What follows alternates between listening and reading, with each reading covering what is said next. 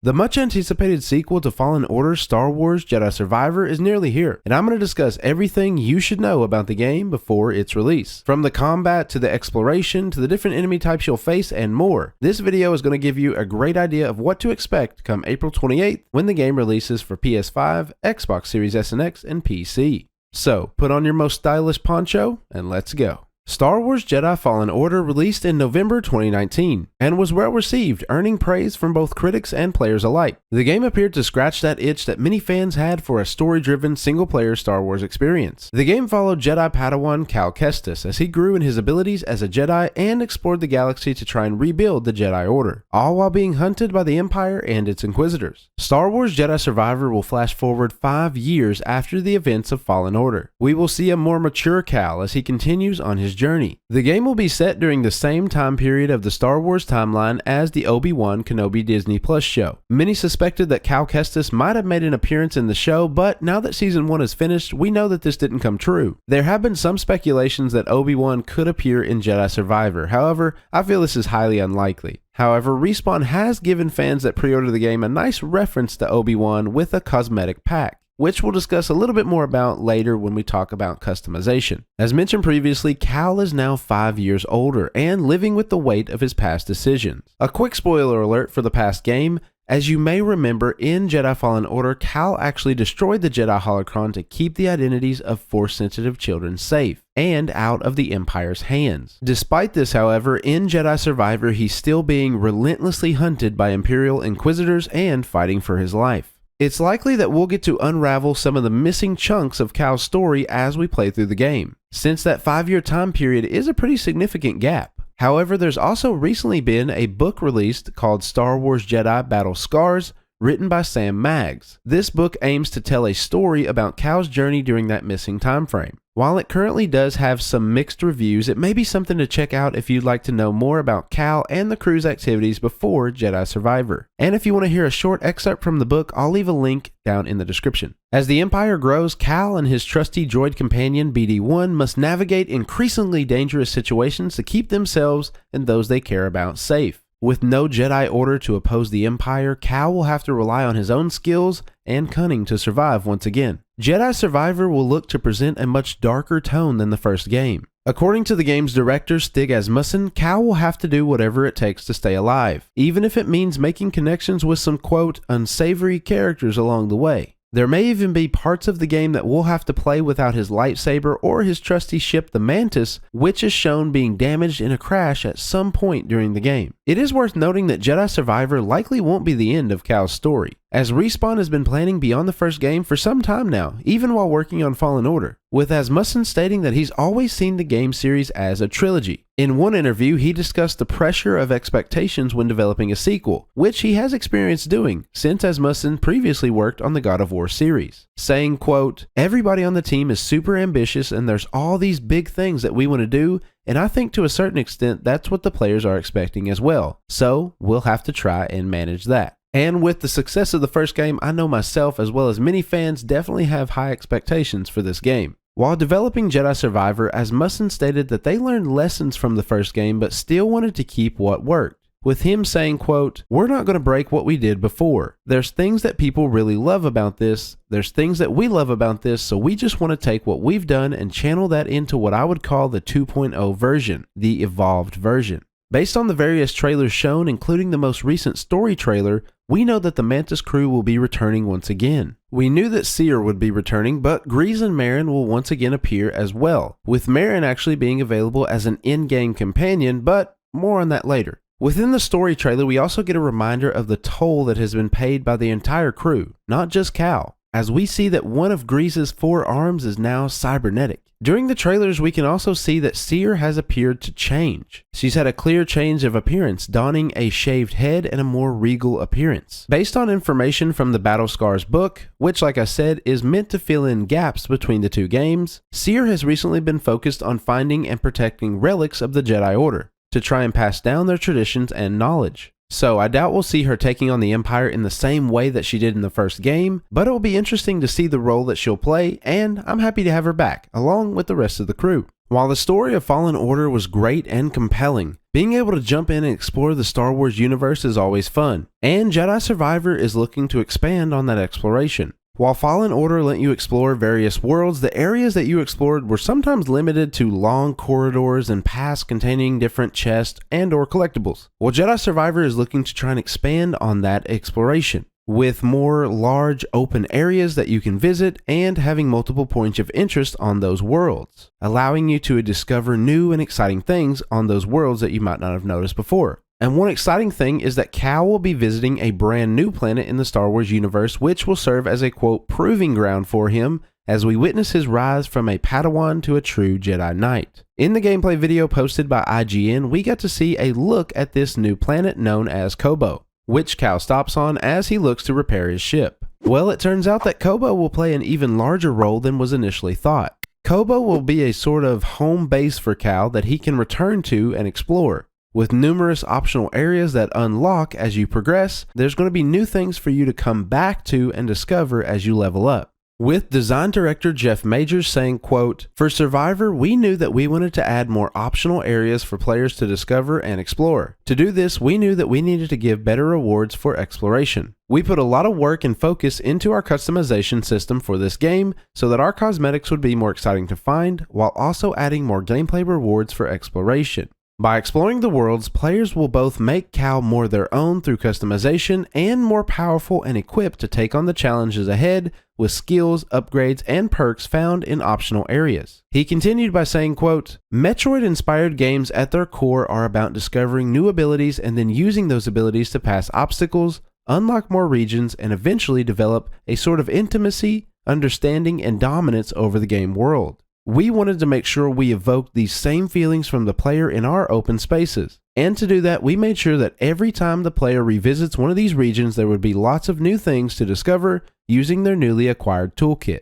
Respawn wanted to create a planet with a dense central area that gradually unfolds as you dive deeper into the game, which is what they've tried to do with the planet Koboh, with lead level designer Martin Badovsky explaining that the goal was to create a planet that would captivate players with a central hub, which is then densely packed with hidden secrets and treasures. In an IGN article, they reveal that specific regions on Koboh, such as Rambler's Ranch, will act as central hubs where players can interact with NPCs. As you progress through the game and unlock new abilities, additional areas will open up on Koboh, unveiling new paths to explore. And it's worth mentioning that Koboh won't be the only new location, as we've seen some hints and short clips at other locations that Cal will visit in Jedi Survivor. Within the story trailer, we see that Cal will venture to the city planet of Coruscant. Coruscant has featured in both the Star Wars prequels as well as the Andor Disney Plus show. This is an extremely interesting location for Cal to visit, as during the time of Jedi Survivor, Coruscant is the capital of the Empire. It's also worth noting that Cal may visit Moraband or a similar looking planet, or possibly a brand new planet in the Star Wars universe as well,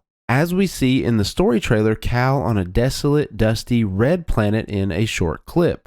Moraband is a planet that has a history of ties to the Sith side of the Star Wars universe, which was left abandoned after the devastation resulting from multiple wars. So if that is the correct location, it will be interesting to see how it ties in and what might happen with Cal on that planet. However, like I said, it could very well be a brand new planet created just for Star Wars Jedi Survivor and Cal's story. But we'll have to wait and find out. It's interesting to think about. The customization, especially outfit customization, was limited in Fallen Order, but it appears that things will be improved in Jedi Survivor. During an interview with Asmussen, he discussed that in the first game, the team realized that customization was a piece that was missing. So eventually they ended up adding the infamous ponchos that Cal wore in the first game as sort of a last-minute customization option, but they recognized that overall the customization was just lacking. Well, in Jedi Survivor, they are looking to fix that and right that wrong. And the game will feature numerous customization options, such as new outfits to choose from, new hairstyles for Cal, additional BD and lightsaber customization, and blaster customization. Yes, you heard that right. Cal will have a blaster in-game, which we'll discuss here soon. The items we have seen so far range from iconic Han Solo and Luke Skywalker inspired items to new BD skins and other fan service pieces, to name a few. However, you will also be able to loot and acquire new outfits and customization as you progress through the game. While being able to customize Cal is a wonderful addition to the game, the most exciting piece for me comes from the game's combat and being able to wield Cal's force powers. So let's discuss the combat in Jedi Survivor. As a Jedi Padawan, Cal severed his connection to the Force to remain safe from the Empire. Throughout Fallen Order, Cal worked to regain his connection to the Force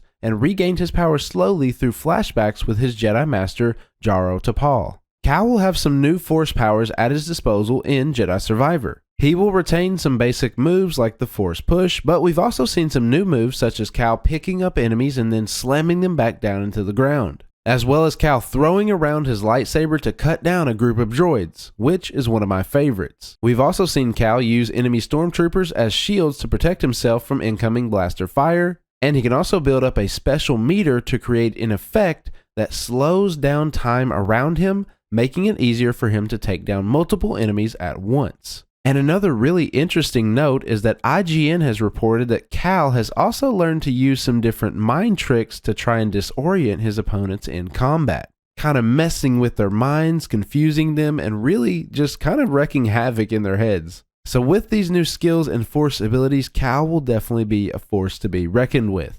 One huge talking point about the first game was the lack of dismemberment when it came to lightsaber combat. Well, if that's something that you were missing from the first game, then you can get excited for Jedi Survivor. Because in contrast to the first game, Fallen Order, Jedi Survivor will feature limb dismemberment, not only on droids, but on human enemies as well. Many joked around that the lightsaber combat in the first game felt like swinging a baseball bat, as it didn't slice through enemies the way that a lightsaber should. Well, in this game, that has changed. In Jedi Survivor, you can slice off both arms and legs of droid and human enemies if you get the right hit. This addition of dismemberment, I feel, will add to the darker tone of the game and story, as well as adds a bit more realism as well to what a lightsaber truly should be. Jedi Survivor will now offer 5 different lightsaber stances to choose from, each with its own unique advantages and applications on the battlefield. Game director Stig Asmussen discussed with Game Informer a bit about choosing which lightsaber stance to use in-game. However, it is worth noting that you'll have access to all 5.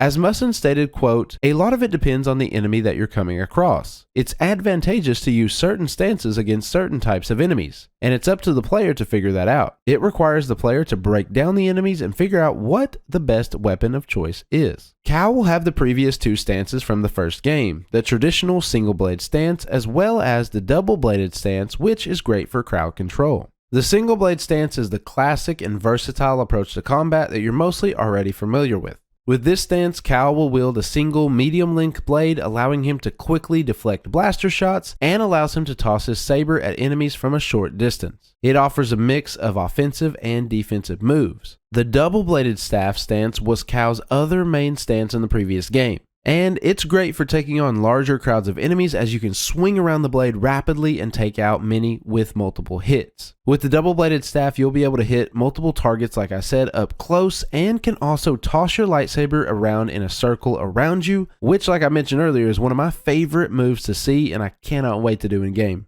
However, aside from the previous 2 stances, there will also be an additional 3 new stances for Cal to use in game. One new stance includes a dedicated dual blade option, which allows Cal to flip and spin both blades at high rates of speed, even deflecting blaster shots as he goes. The dual blade lightsaber stance has undergone a pretty huge change from its short appearance in the first game, since in Fallen Order it was used as a finishing move animation. The dual blade stance is described as a very technical and aggressive stance, and the dual blades reward an aggressive playstyle but also allows you to keep guarded or dodge very quickly if needed. And as we've seen, it also has a really sweet double saber toss that Cal can use to attack enemies at a distance. At the start of Jedi Survivor, Cal will have access to the single blade, double bladed, and dual bladed stance, with the other 2 stances being unlocked later in the game. A second new stance, the blaster stance, will allow Cal to use a blaster and a lightsaber at the same time. While this is quite an unconventional style for a Jedi, Asmussen had this to say about the stance. It's 5 years since the first game, and the dark times are in full swing. He's an unconventional Jedi and has to do unconventional things. So, something that would be frowned upon during the height of the Jedi Order, Cal's finding he's going to do whatever it takes. At the time of recording this video, we haven't yet seen gameplay footage of the blaster stance in-game. However, the blaster blade stance is an innovative style that I'm really excited to see. As you probably already expect, it involves using a lightsaber in one hand and a blaster in the other to engage enemies both up close and at range. As I mentioned earlier, Respawn hasn't yet shown this stance at the time of making this video, or at least doing this recording. If the footage actually comes out later on, then I'll definitely show you and add it in this video. However, they have described how it works in gameplay, as it encourages players to use Cal's lightsaber to replenish ammunition and to engage enemies in close combat to make decisions when far away. So basically what it sounds like is you have limited amounts of ammo to use your blaster, and you'll have to get up close and personal to take down some enemies with the lightsaber to then replenish that ammo to use it again, which is going to try and help add some balance to the gameplay combat. A new third cross-guard stance will be a heavy stance that utilizes a cross-guard lightsaber, similar to that of Kylo Ren's. As Musson described it as a, quote, more confident approach. It's weighty, it's beefy, but you have to be very measured on how you use it because the timing windows are longer with the blade. Despite the crossguard saber being the longest and slower stance, the crossguard stance deals the most damage and is capable of defeating weaker enemy types quickly. However, something that was interesting for me to learn is that it has one of the shorter ranges of all the stances, which is a bit confusing because it appears to be the largest blade, like I said. One part of that is that IGN has reported that Cal doesn't move forward when attacking for most strikes with the blade, so that could explain the shorter distance. If he's standing more stationary and then striking with the blade compared to moving forward and advancing toward the enemy, then that would make sense having the shorter distance. However, it still surprisingly has a really powerful saber toss, as well as a really cool dropkick attack that Cal can use to get up close and personal with the enemies. I'm really excited to see more from this blade against a variety of the different enemies in the game, but I love what I saw from the bit of gameplay demo that we've seen so far. In case I haven't mentioned it already, you'll be able to equip 2 stances at a time. However, the stances you have equipped can be swapped at each meditation point in game. So while you can only equip 2 stances at one time, you'll be able to experiment and use all 5 stances at some point during the game.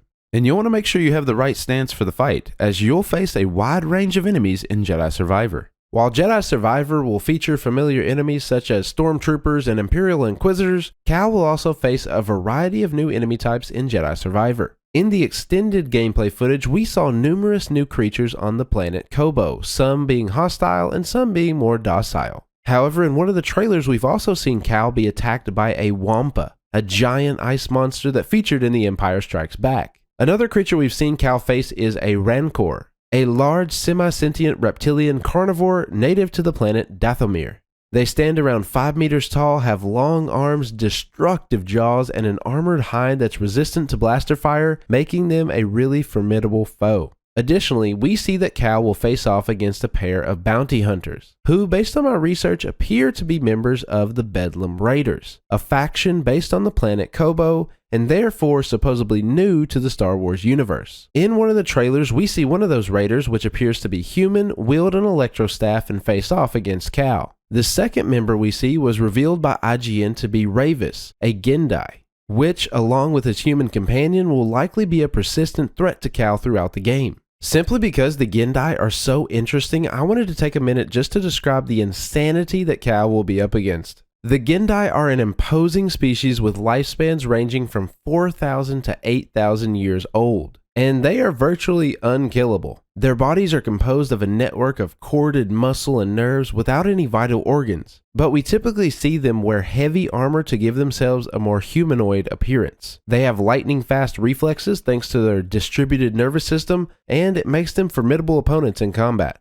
What's most impressive is that the Gendai have an incredible regenerative ability that allows them to recover lost limbs in a matter of hours. In the case of severe injuries, however, they can enter a hibernation-like state to repair themselves. And it's said that the only way to permanently kill a Gendai is through complete vaporization, incineration, or physical destruction of their brain. Furthermore, because the Gendai live such long lives, brain degeneration is actually a threat to their species, which can lead to psychosis in aging members of the species. So depending on how old Ravis is, he might be dealing with a little bit of that degeneration himself, and that might make him a little extra crazy. While the Empire will remain an overall antagonist in the game, Cal will also face some new bad guys in Jedi Survivor. One example is the padawan Imperial Senator who gains possession of his lightsaber in the very first trailer. And there is also the mysterious man in the Bacta tank who is likely also going to be an antagonist throughout the game. Many have tried to speculate who this may be, speculating he may be from the High Republic era, some assuming him Jedi, some assuming him Sith, but many believing the term Survivor is actually in reference to him. In one of the trailers we hear him say,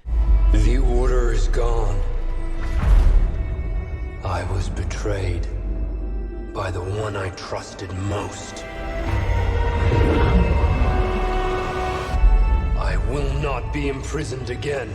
While we don't officially know who he is or if he will be a brand new character in the Star Wars universe, like I said, he'll likely serve as a major antagonist to Cal in the game. In the story trailer, we got to see an additional look at him and heard an additional snippet of dialogue. His robes definitely confirm him as being from the High Republic era with the beautiful gold accents and the High Republic crest. This era is described as the prime of the Jedi, falling around 200 years before the events of the Phantom Menace. The likely former Jedi also demeaningly asked Cal how they could let the galaxy fall into the hands of the Empire, which, to be fair to Cal, wasn't really his fault since he was merely a child at the time of the Empire's rise. And we cannot talk about the enemy types in Jedi Survivor without mentioning all the various droids that we will face in-game. And there are definitely some fun ones. For Jedi Survivor, Respawn wanted to utilize an array of droid enemies for Cal to face off against. These droids will range from the weak and expendable B1 battle droids to the formidable and iconic droidecas that roll around like sleek, deadly spheres. Let's review some of the droids that we will see in-game and discuss the details that make each one stand out.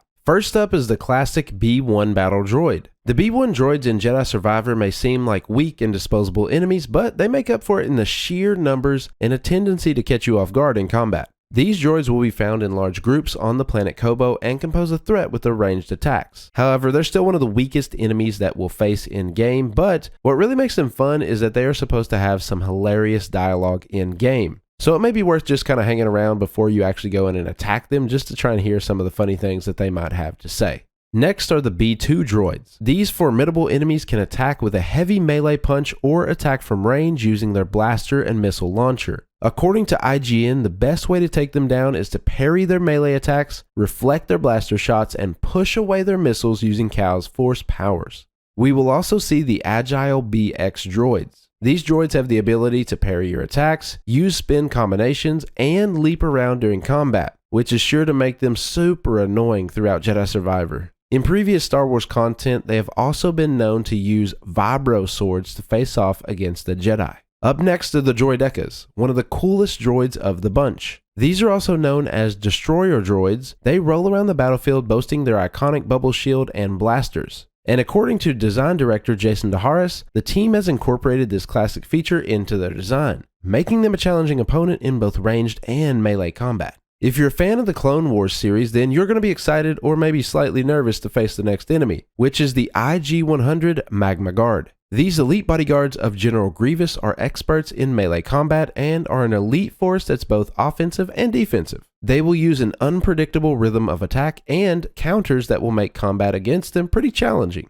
Next up is the DT Sentry droid, which is the brute enemy in Jedi Survivor, which Respawn drew inspiration from Star Wars Rebels to create. The DT Sentry droid will come in 3 variations, each with a different loadout. It may come with a staff and missile combo, a hammer, or a blaster, but whichever combo you face, it will definitely put you to the test. And one really crazy fact about these droids is that even if you slice off one limb, they will still keep coming at you with one of those limbs missing and actually pose a threat. So you got to be careful when you're slicing them up. The KX security droid Enforcer has a notorious reputation from Falen Order for its habit of grabbing you and then slamming you into oblivion. However, in Jedi Survivor, these droids have received an upgrade and will now also wield stun batons, the weapon of choice for scout troopers. Since they were former scout trooper trainers, they will be now even more dangerous in the sequel. Of course, they just had to give them an upgrade, as if slamming you like the WWE wasn't enough. Next up is the shield trooper. You can attempt to attack them straight into their shield with your saber, or try to outmaneuver them and strike at their back.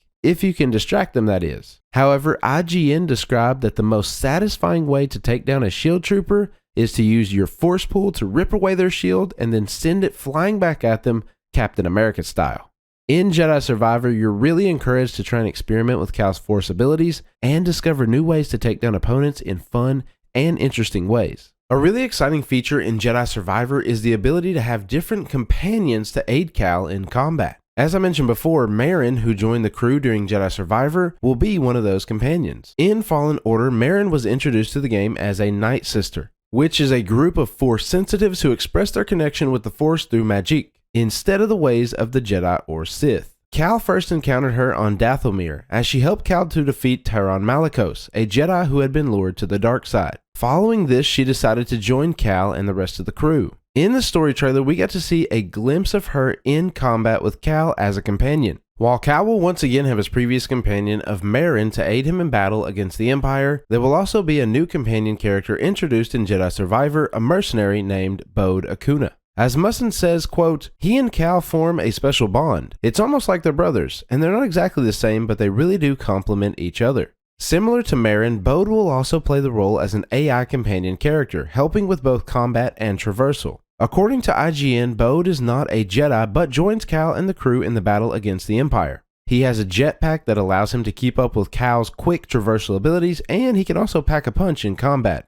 Or as we've also seen, he can swing a foot. Bode is able to battle enemies using a variety of ranged attacks, shock grenades, and close quarters combat, and he can also provide blaster support for Cal from a distance. He will react to our gameplay style, and you can provide him with different commands to unleash a variety of special attacks on your chosen target. While he will be a valuable asset in combat, he won't be at our side the entire time. There will be moments in game when he has to take off or stay behind while we continue on and explore. Even so, he'll be an awesome and welcome addition to Jedi Survivor, and I can't wait to see him kick some more stormtroopers in the face. With him and Merrin aiding us in combat, I cannot wait to experience the combat in this game. Jedi Survivor will feature some new traversal mechanic upgrades as well. One of the new methods of travel is through the use of mounts. We know that Cal will be able to tame and temporarily ride on or glide with different mounts. With Asmussen stating, quote, "Cal can cross huge gaps by chaining several types of skills together, but it's also about how we approach these mounts and how they're used to negotiate and dominate the world." However, mounts won't be the only new way to traverse the landscape. Jedi Survivor will also feature fast travel, after many player complaints about the frequent backtracking that was required in the first game. Regarding fast travel in Fallen Order, Asmussen says they were, quote, "staunchly against that in the first because they wanted it to be like a true Metroidvania kind of approach and the game was too big for that. However, for Jedi Survivor, they recognized that their vision did not align with what fit the game best and what the fans wanted, so they decided to change it for Jedi Survivor. However, if you enjoyed backtracking and searching for items through various levels, then I'm sure you're going to have a lot of opportunity to do that as well. And one nice feature is that you'll be able to do it quicker thanks to new, faster box opening animations. Overall, Cal's agility and ability to traverse the landscape has improved in Jedi Survivor. Cal has the ability to dash through the air after leaping. This new skill not only looks amazing, but also unlocks a huge new world of possibilities for reaching different areas that might have been inaccessible before. As we've seen, he can also wall jump up tight spaces as well, and Cal has some new gadgets that are going to help him get around, such as the grappling hook and ascension cables, which allow him to swing across chasms and reach higher platforms with ease. And if he needs to make a quick descent, Cal can also use his lightsaber to slide down surfaces quickly but safely. Continuing on with exploration, Jedi Survivor will also feature a new type of activity called meditation chambers. These chambers are going to test your skills with Cal's force powers. Puzzling will be the primary game loop for the chambers, but they will also require you to use many different skills that Cal has learned to complete them. Similar to what we see with shrines in Zelda Breath of the Wild, similar to what we saw in Fallen Order, as you explore these chambers, you'll unlock new force echoes that you can listen to using Cal's psychometry ability, which will help you learn more about the rooms and the people who previously passed through them, or may have even met an unfortunate end. Completing these chambers will also grant you with perks, which are powerful abilities that can change how Cal moves and fights in combat. These perks provide new bonuses and abilities not found elsewhere in-game, so it adds some value for completing the chambers. In the gameplay footage shown, we can see the player obtaining a dexterity point perk, which can be added into the perk system to enhance Cal's abilities, like I said. Asmussen has also stated that Respawn will be, quote, leveraging the advanced technology of the PS5 and Xbox Series X to create more dynamic Jedi combat. Asmussen has also mentioned improved lighting, faster load times, and the integration of the PS5's haptics on the controller as well. Ray tracing will also now be available with real-time lighting, and the next generation consoles have new processors and GPUs that allow the team to make larger worlds than they could ever do before. He even addressed the fact that this is a next-gen only game, saying that due to the fidelity, detail, and size of the game, it wouldn't be able to run on previous-gen consoles. It's also worth mentioning that the PS5 will have some additional controller features on that DualSense controller. However, these have not yet been revealed at the time of me recording this video. Jedi Survivor will have 3 editions of the game available for players. However, only 2 appear to still be available at the time of recording this video, those being the Standard and Deluxe editions. The Standard edition comes in at a $70 price tag and includes the base game along with some bonuses for those who pre-order. Those bonuses being a Hermit cosmetic outfit and lightsaber based on Obi-Wan Kenobi, as well as a combustion blaster. The Deluxe edition comes in at a $90 price tag and includes the base game, the previous bonuses, as well as new bonuses that include 2 BD1 skins, new outfit cosmetics, a blaster, and lightsaber, as discussed earlier in the video. There also appeared to be a limited run of collector's edition versions of the game that included a replica of Cal's lightsaber hilt, a magnetic box to hold it in, and a steel book. But as of recording this video, they all appear to be sold out. Please consider subscribing to the channel if you enjoyed this video. It would be really appreciated. I put a lot of time into the video and I hope that it was helpful and got you ready for Jedi Survivor. Also, be sure to check out the 2 videos on your screen and let me know what you're most excited for in Jedi Survivor.